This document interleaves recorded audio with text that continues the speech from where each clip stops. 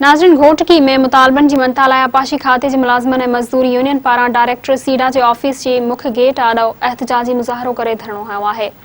वधीक तफ़सीलनि लाइ ॾिसूं था अहसान कलवट जी हीअ रिपोर्ट। आपाशी खाते जे मुलाज़िमन मज़दूर यूनियन पारां मुतालबन जी मञता लाइ डायरेक्टर सीडा ऑफिस जी मुख्य गेट आॾो एहतजाजी मुज़ाहिरो करे धरणो हयो वियो आहे। हिन वक़्तु मौजूदु आहियां धरणे वारे हंधि।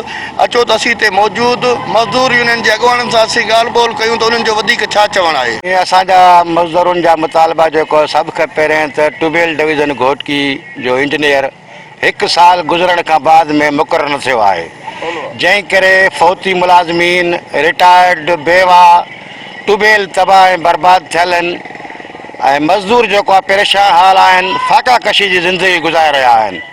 ॿिए नंबर ते 2011 ऐं 13 में जा बरसी मुलाज़मीन खे हिन महिल ताईं जेको आहे तनख़्वाहियूं न मिलियूं आहिनि।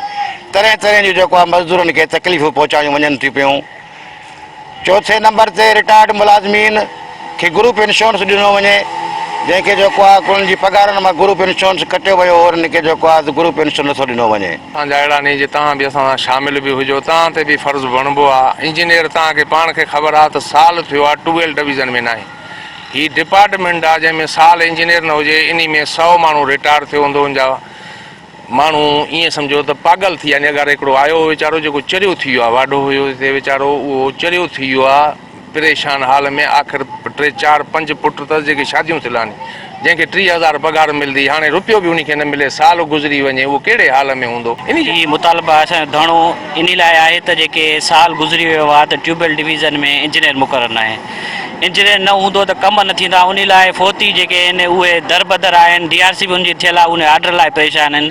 ऐं जेके बेवा जेके पेंशन लाइ आहिनि, उहे पेंशन लाइ बेवा हिते अची करे मोटी वञनि थियूं। जेके उन्हनि खे अॼु ताईं साल गुज़री वियो आहे, 2 साल गुज़रिया, उनखे पेंशन नथी मिले। ऐं जेके फ़ौती आहिनि उनखे आर्डर मिलिया वञनि। ऐं 2011 ऐं 13 खां तमामु जेके भर्ती मुलाज़िम भर्ती कया विया, उन जूं अञा ताईं आईडियूं न आहिनि खुलियूं, उन जूं पघारियूं न आहिनि थियूं।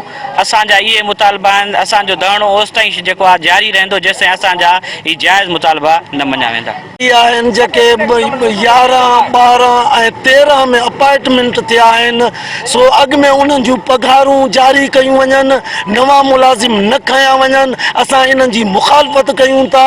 ऐं माज़ूर कोटा लाइ केतिरी पई आहे, इहे मनपसंदनि खे न कटे के अंगूर कटे के थोरो लोॾे ॾियण वारनि खे माज़ूर कोटा ॾियनि था, पर इंशाअल्लाह हाणे ईअं न थींदो। तमामु जेको आहे सो गंभीर मुतालबा आहिनि बि 2-3 जेकॾहिं गवर्नमेंट न ॾे तवजो ॾे त तमामु आसानी थी वेंदी। पहिरियों त जेको आहे त ट्यूबवेल डिवीज़न में घोटकीअ में जेको आहे साल सवा को इंजीनियर कोन्हे। हाणे तव्हां पाण अंदाज़ हलाए सघो, जेकॾहिं कंहिं बि इदारे जो सरबराह न हुजे त इदारो हलंदो ई कोन। घर जो जेकॾहिं धणी न हुजे त घर कीअं हलंदो। गवर्नमेंट खे त वधि में तवजो ॾियणु खपे त जेके मतिलबु इदारा आहिनि उनमें पंहिंजा ऑफिसर मुक़ररु कनि ताकी वक़्त सिर जेको उनजो कमु थींदो रहे। उन खां पोइ जेके माण्हू फौत थी विया आहिनि या रिटायर आहिनि, उनजे औलाद खे हक़ कोन था मिलनि। हालांकि राया जो कमु आहे त रैयत जी जेका हर तरह सां उनजी देखभाल करे, उनजी रोटी कपिड़ा, पाण भुटे साहिब जो ऐलान आहे रोटी कपिड़ा और मकान। हिन वक़्तु हालत इहा आहे त माण्हू फ़का कजी कंदा, मरनि था पिया। हुकूमत सॼो अॼुकल्ह तव्हां पाण ॾिसो था मीडिया द्वारा ज़रे ज़रे ख़बर जेका हुकूमत वञे थी।